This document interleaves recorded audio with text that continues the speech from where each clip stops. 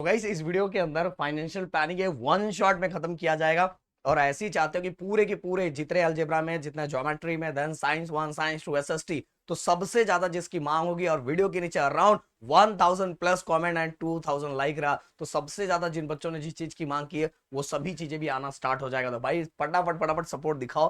तो देखो इसके बाद जैसे 12th के लिए हम लोग आग लगा रहे हैं, वैसे ही आपका भी एकदम मस्त वाला चीज करके दे देंगे जिससे आप आराम से स्टडी करोगे। तो चलो स्टार्ट करते हैं। सबसे पहली बात तो गाइस क्वेश्चन में क्या लिखा हुआ, क्वेश्चन हम देख लेते हैं। क्वेश्चन में लिखा हुआ कि टिपटॉप इलेक्ट्रॉनिक 1.5 टन की एसी क्या कर रही है, सप्लाई कर रही है। और उस एसी का इंक्लूडिंग जीएसटी, जीएसटी के साथ प्राइस होता है 51,200। जो सीजीएसटी है वो एसी के ऊपर 14% लिया जा रहा है। तो टैक्स इनवॉइस के अंदर ये बाकी जो चीजें लिखी है उसका कितना कितना होगा। तो गाइस देखो क्लियर कट बता देना चाहता हूं, आपको ये बात पता है। जीएसटी को टोटल दो पार्ट में इक्वली डिवाइड किया जाता है, एक होता है एसजीएसटी, दूसरा होता है सीजीएसटी। अगर मान लो जीएसटी 10% है, जीएसटी कितना लिया गया है 10% है, जैसे एग्जांपल जीएसटी 10% है, तो एसजीएसटी एंड सीजीएसटी 5% हो जाएगा। अगर जीएसटी 10 रुपए लिया गया है तो एसजीएसटी 5 रुपए होगा और सीजीएसटी क्या होगा, 5 रुपए होगा। क्लियर, आपको समझ में आ गया होगा। जैसे यहाँ ऐसे बना के दे देता हूँ जीएसटी, और ये हमारा एस जीएसटी यानी ये हमारा सी जी एस टी। ओके, तो ऐसा इक्वली अगर ये 10 रुपए है तो 5 ये लेगा, 5 ये लेगा, 5 state government, 5 central government. Okay, तो इस तरह से आधा तेरा आधा मेरा चलो, तो गाइस सबसे पहले गिवन जो लिखा वो लिख लूं। टोटल अमाउंट ऑफ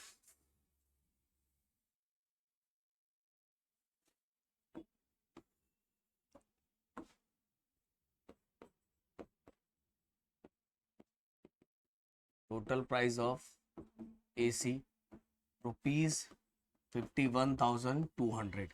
ओके, और अपने को क्या दिया, रेट ऑफ सीजीएसटी दिया हुआ है। रेट ऑफ सी जीएसटी दिया है कितना, 14%। अब देखो गाइस अपने को पहला क्वेश्चन क्या लिखा, पहला क्वेश्चन तो ऐसा लिखा है इसका आंसर डायरेक्ट आप बता दोगे। रेट ऑफ एसजीएसटी 14%, सीजीएसटी तो एसजीएसटी भी कितना होगा, 14% ही होगा ना। तो हम पहला स्टार्ट करते हैं। अब देखो क्या पूछा है, रेट ऑफ एसजीएसटी। ओके, दोनों इक्वल होते हैं, रेट ऑफ एसजीएसटी और रेट ऑफ सीजीएसटी। ओके, अब rate of SGST, rate of CGST कितना है, ऑलरेडी 14% दिया है तो ये भी क्या हो गया, 14% हो गया। देखो डायरेक्ट आंसर मिल गया। रेट ऑफ एसजीएसटी कितना है 14, रेट ऑफ सीजीएसटी दोनों इक्वल होते हैं, इसलिए therefore rate of SGST is equal to 14%। हो गया, पहला खत्म। दूसरा क्या बोला है, rate of GST rate of GST, rate मतलब परसेंट में, हाँ। रेट ऑफ जीएसटी, जीएसटी दो चीजों से बनता है। पहला rate of S GST plus rate of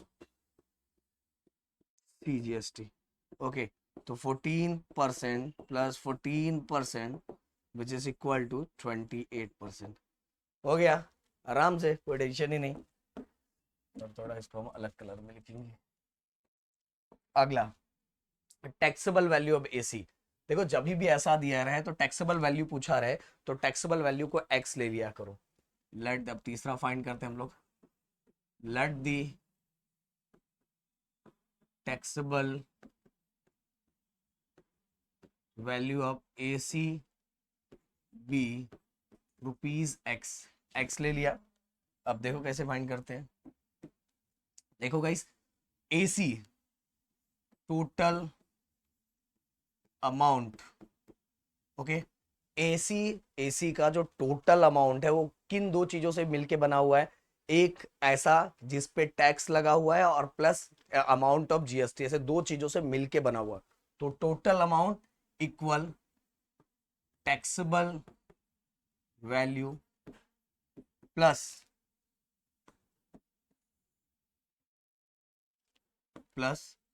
amount of GST, amount of GST. देखो टोटल अमाउंट टैक्सेबल वैल्यू जिस पे टैक्स लगा है वो वाला अमाउंट प्लस जीएसटी को मिला के क्या बनता है, टोटल अमाउंट बनता है।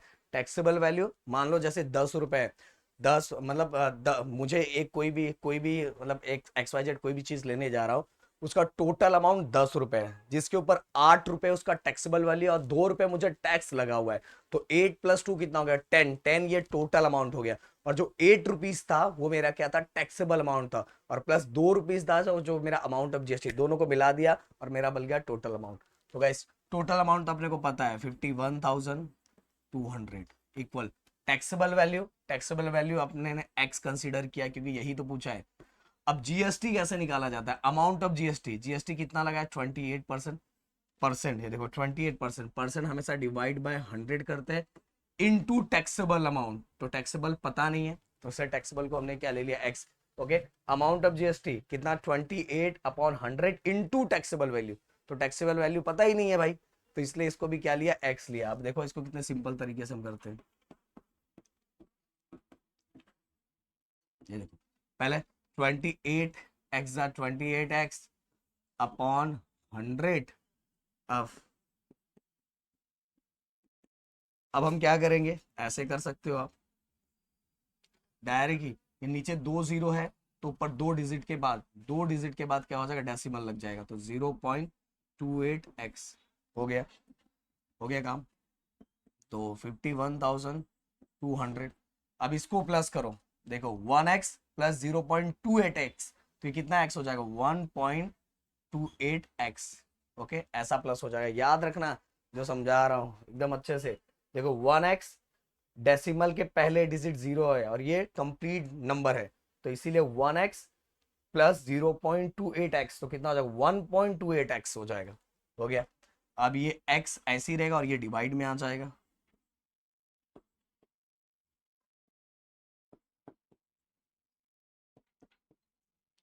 अब देखो डेसिमल के बाद कितना डिजिट है, 2 डिजिट है, इसलिए 2 डिजिट है, इसलिए ऊपर और नीचे हम कितने से मल्टीप्लाई करेंगे, 100 से मल्टीप्लाई करेंगे, क्योंकि ये डेसिमल अपने को हटाना है, तो डेसिमल हटाना है, तो डेसिमल का 2 डिजिट है, इसलिए ऊपर और नीचे 100 से मल्टीप्लाई, तो 51,200 100 से मल्टीप्लाई मतलब 2 0 ऊपर बढ़ा दो, और नीचे हमने 100 से मल्टीप्लाई किया, तो ये डेसिमल जो था, ये जो डेसिमल था ये हट गया। Okay,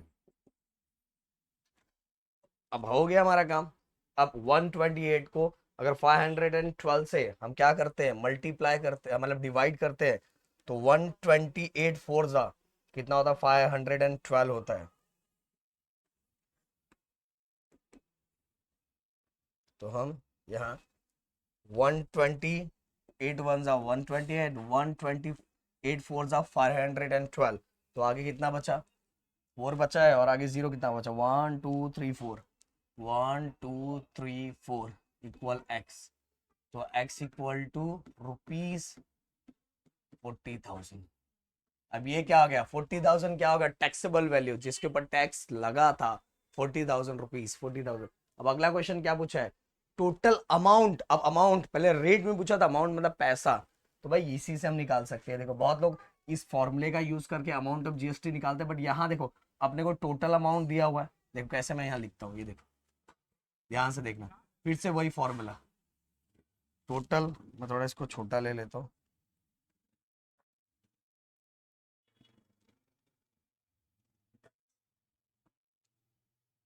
total amount, total amount किससे बनता है, एक taxable value plus amount of GST, दो चीजों से।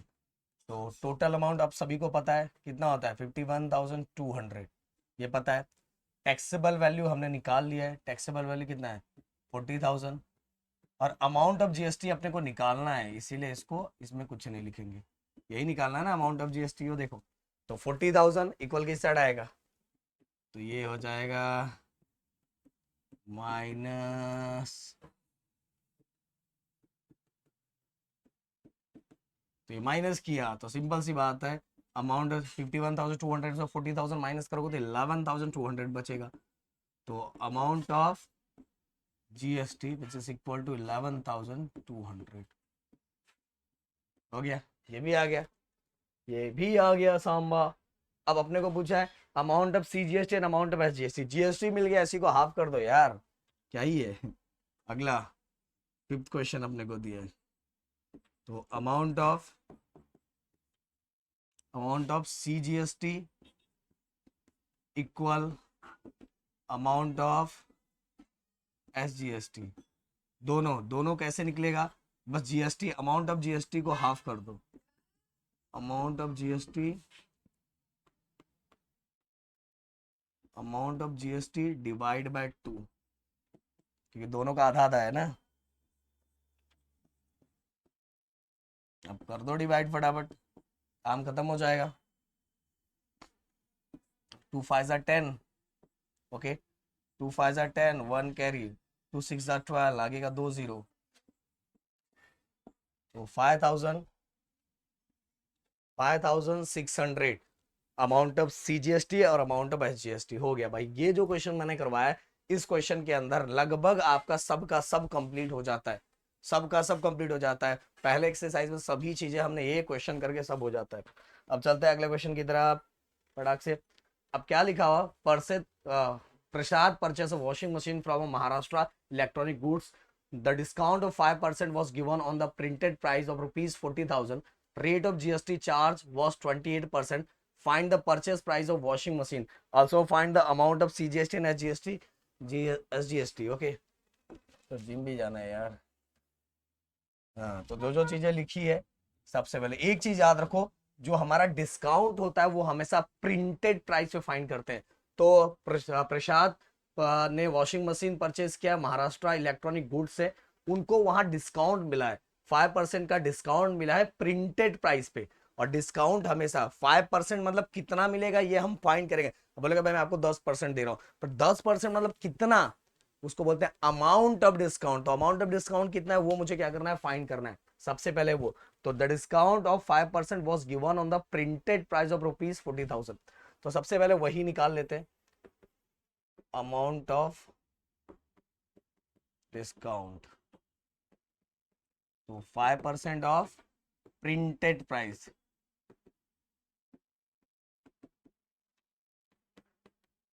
फाइव परसेंट है इसलिए डिवाइड बाय 100, प्रिंटेड प्राइस मतलब 40,000, ई गया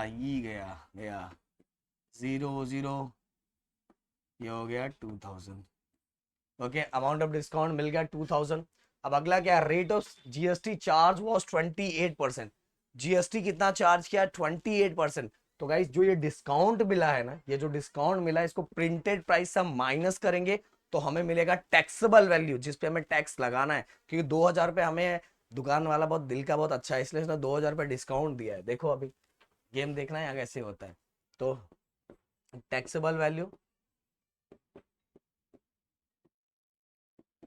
वैल्यू कैसे निकलेगा, 40,000 को 2000 से क्या करना है, माइनस करना है। तो रुपीज 38,000 अपना क्या हो गया, टैक्सेबल वैल्यू। अब टैक्सेबल वैल्यू मिल गया, जब टैक्सेबल मिल गया तो अब जीएसटी फाइंड कर सकते हो। जीएसटी कितना चार्ज किया है, 28%। तो अमाउंट ऑफ जीएसटी और जीएसटी हमेशा किस पे निकालते हैं, taxable value, 28% of taxable value.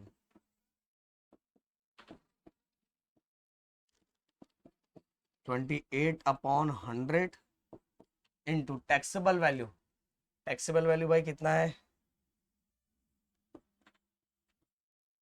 बस ये क्या होगा, ये 0 0 2 0 कैंसिल।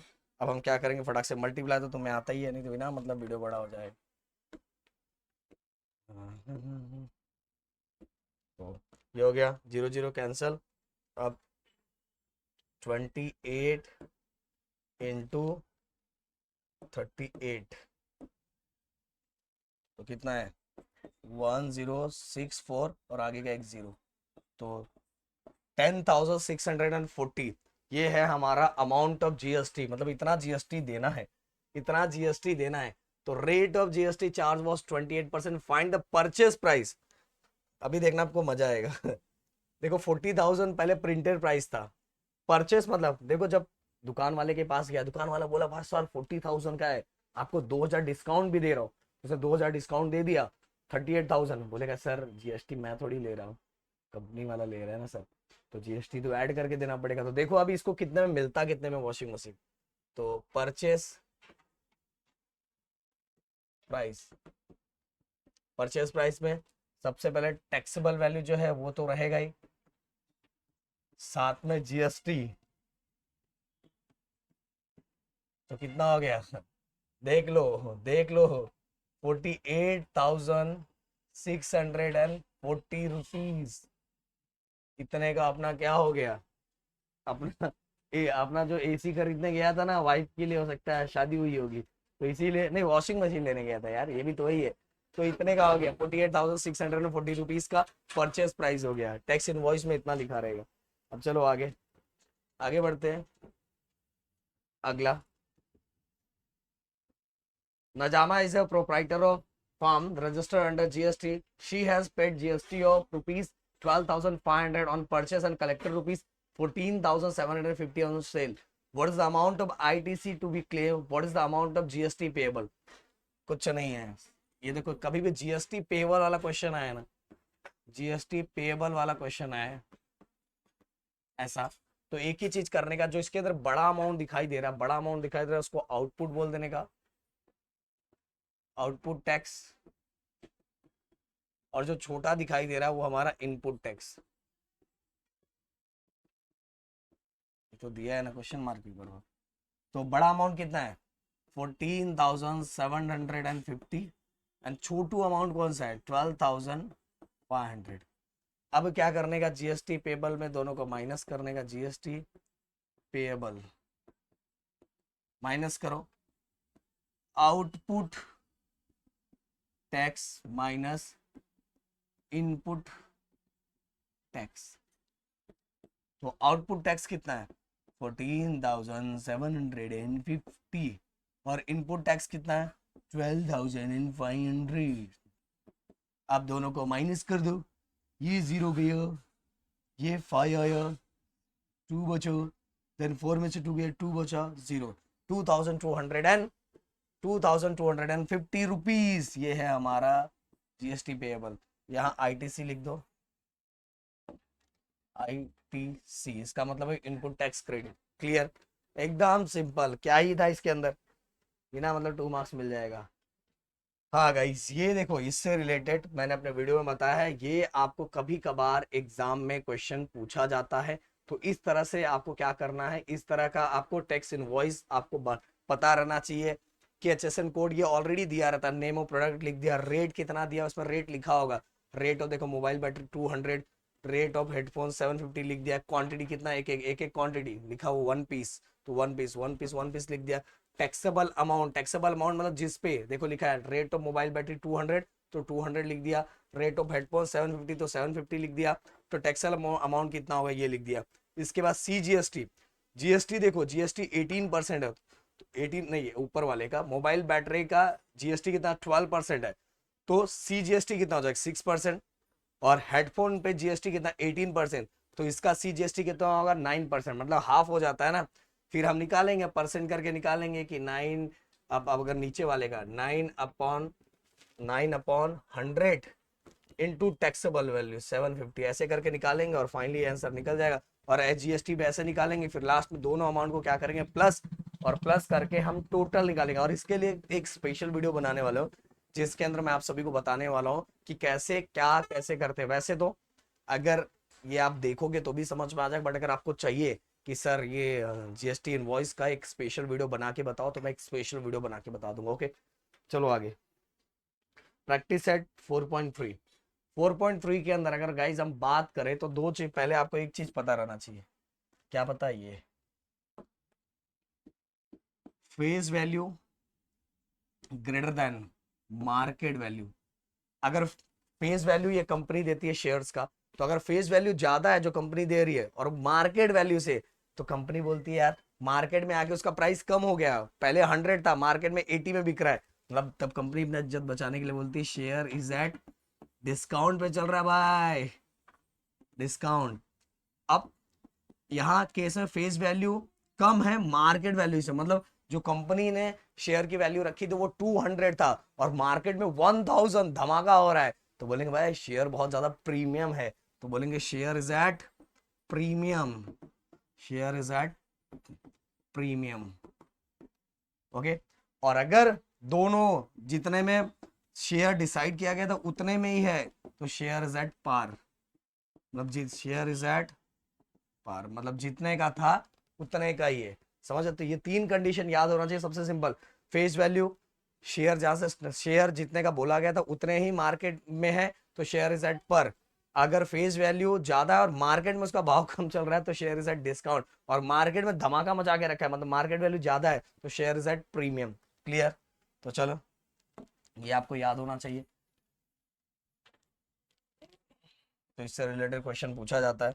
अब पहला क्वेश्चन देख लो, फेस वैल्यू 100 रुपीज है, शेयर इज एट पार है तो 100, मार्केट वैल्यू भी 100 ही हो जाएगा।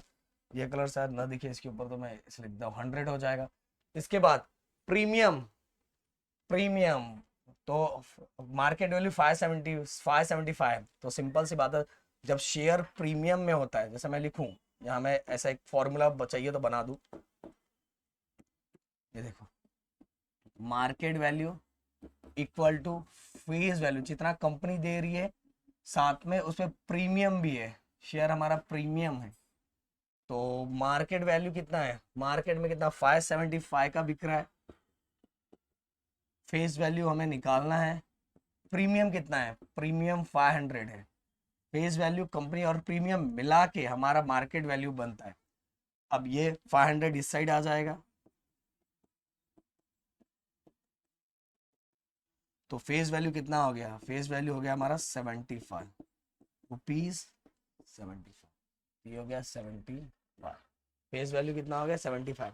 इसके बाद ये तो दिख रहा है 10 रुपए का फेस वैल्यू था, मार्केट में 5 रुपए का मिल रहा है तो शेयर कैसा होगा, discount. Okay, share is a discount. Clear? तो ये भी खत्म। चलो आगे, अभी आगे बढ़ते हैं।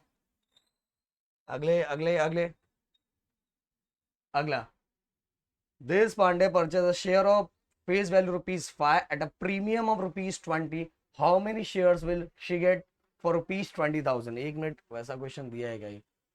हाँ, पहले ये क्वेश्चन मैं करवाता हूँ, फिर इसके बाद ये वाला क्वेश्चन करवाऊंगा। इसका रीजन ये है कि इस क्वेश्चन में जो मैं फॉर्मूला बनाऊंगा ना, वही फॉर्मूला पीछे यूज करूंगा। Shri Shanti Lal has purchased 150 share of face value ₹100 for market value of ₹120। Company has paid dividend at 7%। Find the rate of return on his investment. ध्यान से सुनना मेरे दोस्त,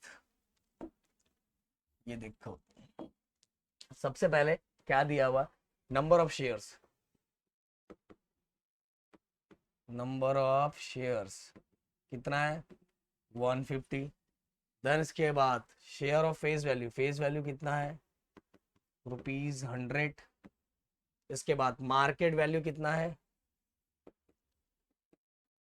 ₹120, और dividend, rate of dividend,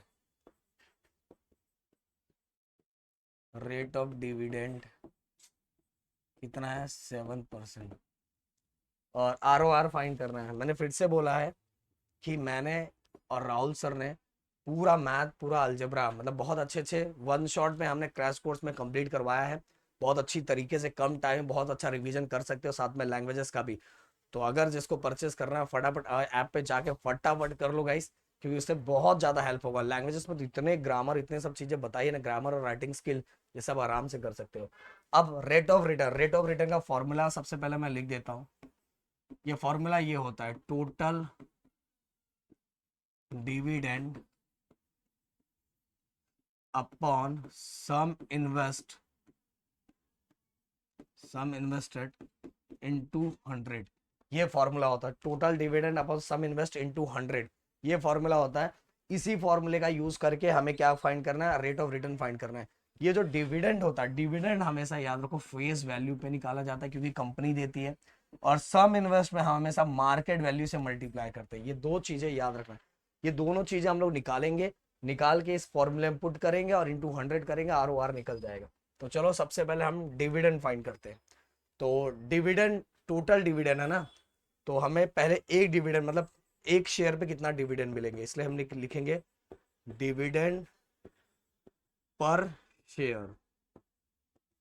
okay, sir ने आप भी बताया था कि डिविडेंड सबसे पहले डिविडेंड फेस वैल्यू पे निकलता है, तो डिविडेंड 7% है, 7% of face value, 7% of face value, तो 7% है इसलिए डिवाइड बाय 100 हो गया।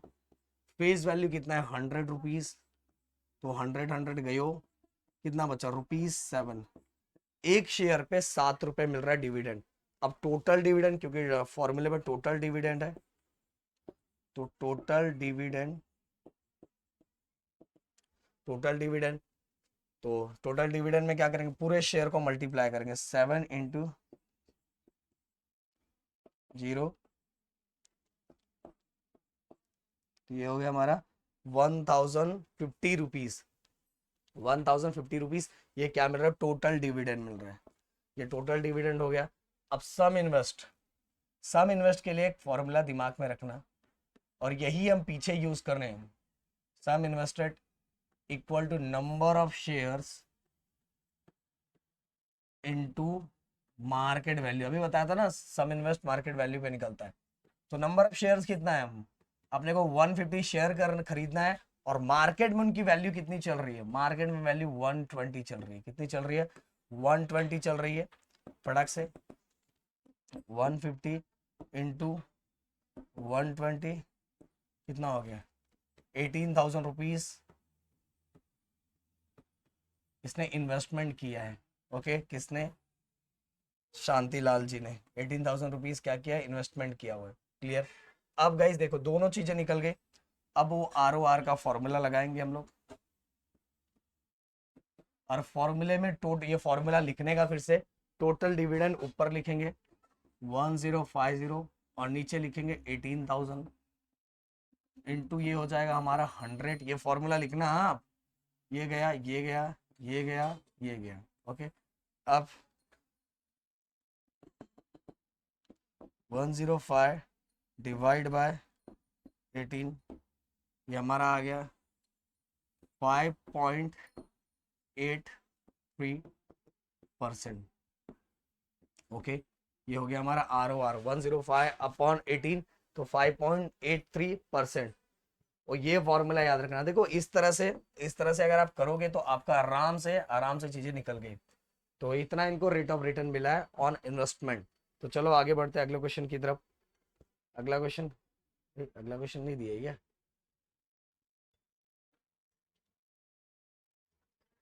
हाँ ये।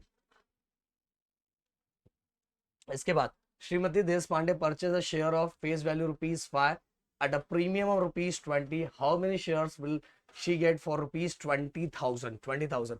तो सबसे पहले फेस वैल्यू कितना है, ₹5। प्रीमियम कितना है, प्रीमियम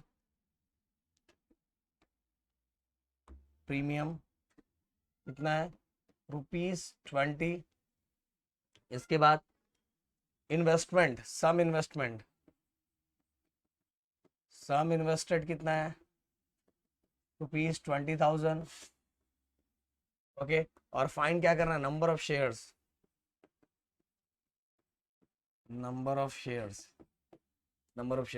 तो वही देखो, ये जो मैंने आगे क्वेश्चन बताया ना, ये वाला, ये देखो, सम इन्वेस्ट अपने को पता है, मार्केट वैल्यू हम लोग अभी निकाल लेंगे, और नंबर ऑफ शेयर्स आराम से निकल जाएगा। तो यही फॉर्मूला यूज करने का, कोई नया फॉर्मूला बनाने की जरूरत नहीं है। तो अपने को फॉर्मूला फिर से मैं लिख देता हूँ, देखो, sum invested equal number of shares into market value, तो मार्केट वैल्यू इसके अंदर दिख नहीं रहा है, दिख रहा है ना, ये दोनों दिख रहा है, तो मार्केट वैल्यू आप निकाल लोगे। मार्केट वैल्यू कैसे बनता है, फेस वैल्यू प्लस प्रीमियम। तो फेस वैल्यू कितना है 5, प्रीमियम कितना दिया 20, तो ₹25। ये हो गया हमारा मार्केट वैल्यू, ₹25 मार्केट वैल्यू हो गया। अब आराम से बस ये फॉर्मूला रखो और फॉर्मूले में काम करो, हो गया, काम हो गया आपका। तो sum invested equal number of shares into market value. तो सम इन्वेस्टेड कितना है 20,000, नंबर ऑफ शेयर तो फाइंड करना है मेरे दोस्त। मार्केट वैल्यू कितना है 25। अब ये 25 डिवाइड में आ जाएगा,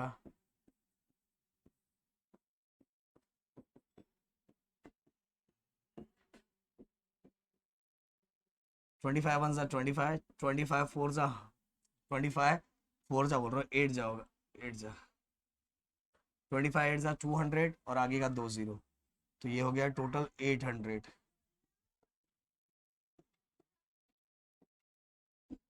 तो नंबर ऑफ शेयर्स कितने लिए 800। हाँ एक ये लोग को बोला था मैंने, वो क्वेश्चन लिखा नहीं, बट चलो मैंने अपने वन शॉट वाले पहले वाले वन शॉट में करवाया हुआ है, जिसके अंदर परचेस और सेल। जब हम परचेस करते हैं तो ब्रोकरेज ब्रोकरेज ओके, ब्रोकरेज हमेशा हम लोग ब्रोकरेज हमेशा मार्केट वैल्यू पे निकालते हैं। तो वीडियो को जाके देख लेना, वन शॉट डालना, वन शॉट फाइनेंशियल प्लानिंग गिरी ट्यूटोरियल आपको मिल जाएगा। तो लास्ट में मैंने बताया कि जब भी हम कोई चीज सेल कर रहे हैं तो ब्रोकरेज और जीएसटी क्या हो जाएगा, माइनस हो जाएगा, और कोई चीज खरीद रहे हैं तो ब्रोकरेज और जीएसटी क्या हो जाएगा, प्लस हो जाएगा। प्लीज वो वाला देख लेना। और बाकी इतना कर लिया तो इसके अंदर कैसे भी टाइप के क्वेश्चंस आ गए, सब क्वेश्चंस आप कवर कर लोगे, बहुत अच्छे से कर लोगे। तो मिलते हैं नेक्स्ट वीडियो में। Thank you so much guys, जय हिंद एंड जय महाराष्ट्र दोस्तों।